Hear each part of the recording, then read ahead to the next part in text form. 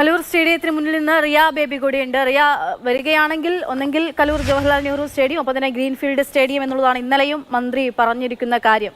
പക്ഷേ അങ്ങനെ കലൂർ സ്റ്റേഡിയത്തിലേക്ക് മെസ്സി വന്നൊരു കളി നടക്കാനുള്ള സാധ്യത എത്രത്തോളമാണ്?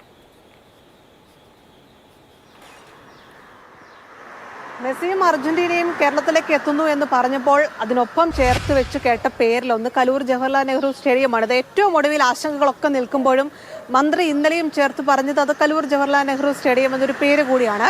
എന്തൊക്കെയായിരിക്കും ഈ സ്റ്റേഡിയം എന്നൊരു പേര് വരുമ്പോൾ വരുന്ന വെല്ലുവിളി, അനുയോജ്യമായ ഘടകങ്ങൾ എന്നതാണ് ഏറ്റവും പ്രധാനപ്പെട്ടമായി നമുക്ക് പറയേണ്ട കാര്യങ്ങൾ. അതിൽ ഒന്ന് എടുത്തു പറയുന്നത് 2017 അണ്ടർ-17 ഫുട്ബോൾ ലോകകപ്പ് നടന്നപ്പോൾ ഇവിടെയായിരുന്നു മത്സരം നടന്നത്, കലൂർ ജവഹർലാൽ നെഹ്റു സ്റ്റേഡിയത്തിലായിരുന്നു എന്നുള്ളതാണ് ഇതിനൊരു അനുകൂല ഘടകമായി തന്നെ എടുത്തു പറയുന്നത്. പക്ഷേ മെസ്സിയും അർജന്റീനയും വരുമ്പോൾ അന്ന് മത്സരം നടന്നപ്പോൾ ഉണ്ടായിരുന്നത് ഈ സ്റ്റേഡിയത്തിന്റെ കപ്പാസിറ്റി അനുസരിച്ച് 30,000-ത്തിനടുത്ത് ആളുകൾക്ക് മാത്രമാണ് ഇവിടെ കാണികളായി പ്രവേശിപ്പിക്കാനുള്ള അനുമതിയുള്ളൂ. അതാണ് ഫിഫയുടെ സുരക്ഷാ നിബന്ധനകൾ പാലിക്കേണ്ടതിന്റെ ഭാഗമായി അത്തരത്തിൽ ആളുകളെ മാത്രമേ പ്രവേശിപ്പിക്കാൻ പറ്റുകയുള്ളൂ.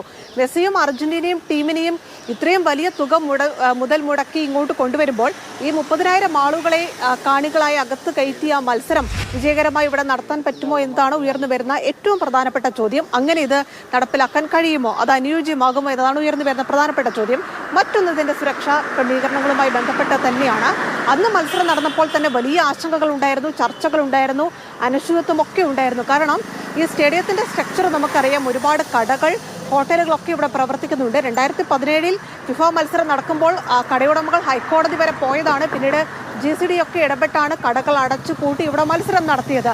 മാത്രമല്ല ഏതാനും മാസങ്ങൾക്ക് മുമ്പാണ് കലൂർ ജവഹർലാൽ നെഹ്റു സ്റ്റേഡിയത്തിനകത്ത് ഒരു കടയിൽ പൊട്ടിത്തെറി ഉണ്ടായതും ഒരു തൊഴിലാളിയുടെ ജീവനടക്കം നഷ്ടപ്പെട്ടതും. അപ്പോൾ ഈ കടകൾ പൂർണ്ണമായി അടച്ചു പൂട്ടി ഈ മത്സരം നടത്താൻ പ്രായോഗികമാണോ? അങ്ങനെ നടത്തിയാൽ തന്നെ ആ സുരക്ഷാ ക്രമീകരണം ഉറപ്പാക്കാൻ പറ്റുമോ എന്നുള്ളതാണ് ഉയർന്നു വരുന്ന ശരി. അങ്ങനെ നിരവധി ചോദ്യങ്ങളാണ് മെസ്സിയും സംഘവും കേരളത്തിലേക്ക് എത്തുന്നു എന്ന ചർച്ചകൾക്കിടയിലും നമ്മുടെ മുന്നിൽ യാഥാർത്ഥ്യമായി നിലനിൽക്കുന്നത്.